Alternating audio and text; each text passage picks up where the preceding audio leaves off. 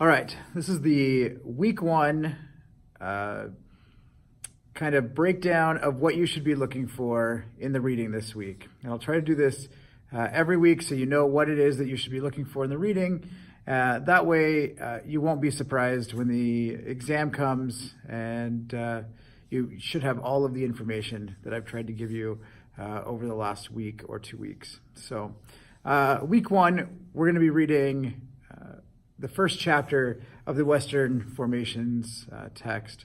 In that, there are a couple of things that I want you to be looking at as you read chapter 1 at the first part of the week, and then chapter 2 in the second part of the week, along with the secondary readings. I do try to keep the readings to roughly 40 to 50 pages a week.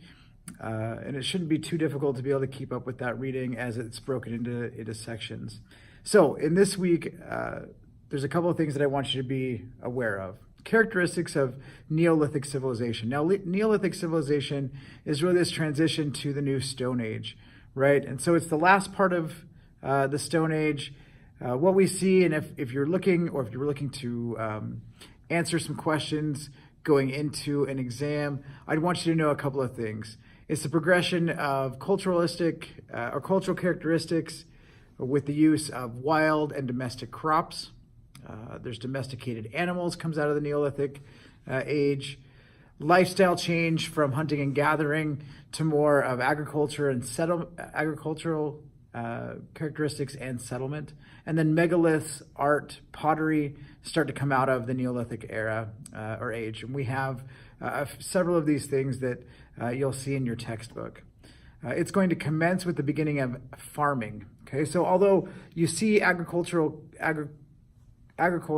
coming out of this age, it's not necessarily farming.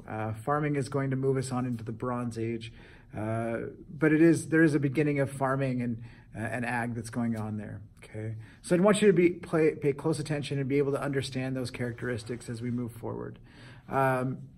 Also be looking for features of early civilization, and those features really. There's a list of them that you'll want to take a look at. Cities, it won't be readily available. You'll have to look into the reading and see that cities come out of early civilization. We start to see cities grow in urban areas. We start to see governments that are being created during this time. Religion starts to pop up during the beginning or middle stages of the Neolithic age into the Bronze Age. And then social structures as well. Social structures start to change, and those dynamics start to come out. And I'd want you to understand those features of early civilization. Out of those things, we start to see early proto-writing and writing start to take place, which is eventually going to become laws and things. We generally talk about Hammurabi's Code, which you'll see in this first set of readings in the first week as well. Okay. At the end of the week, we're going to talk about slavery, and you're going to see slavery in the Near East, in the ancient Near East. There are really 3 pieces of slavery that I'd want you to understand, especially for the exam in week 2.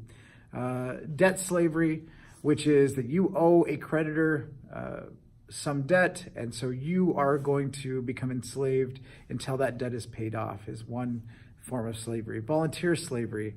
Volunteer slavery is a way in which people were volunteering to become slaves because at least they had some sort of stability. They could be fed. Volunteer slavery happened throughout the end of the Neolithic age into the Bronze Age, and as we get into Greek and Roman civilization as we move on.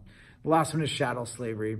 Chattel slavery is one where you are born into slavery over and over and over again. It's a class of people generally, and you cannot break free from chattel slavery. Debt and volunteer slavery, you can move out of slavery in some senses. Debt, obviously, if you paid your way. Volunteer, generally you didn't, but you could potentially become free. Chattel slavery, you could not. Okay. One thing that I want you to be able to also recognize over this week and next week's readings are attitudes toward women, how those were formed, and where we go from there.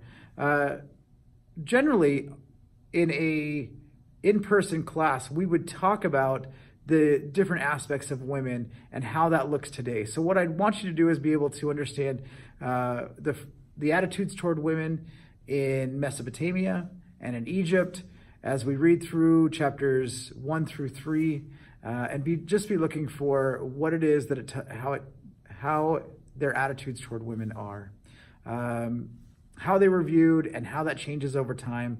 If you could maybe as answering a question on an exam, provide some sort of context into what that looks like today, and if things have changed or if attitudes towards women have stayed the same. I've had a lot of different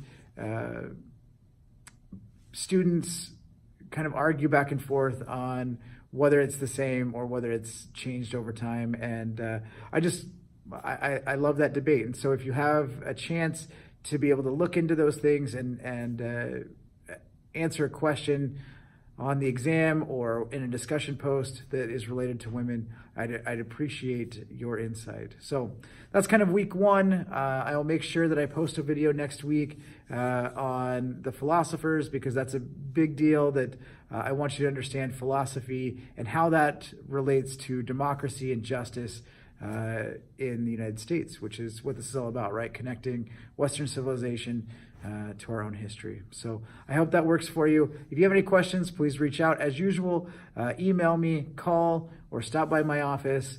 I'm around usually most days. So let me know what I can do to help you out. And if you have any questions, let me know. Thanks. Bye.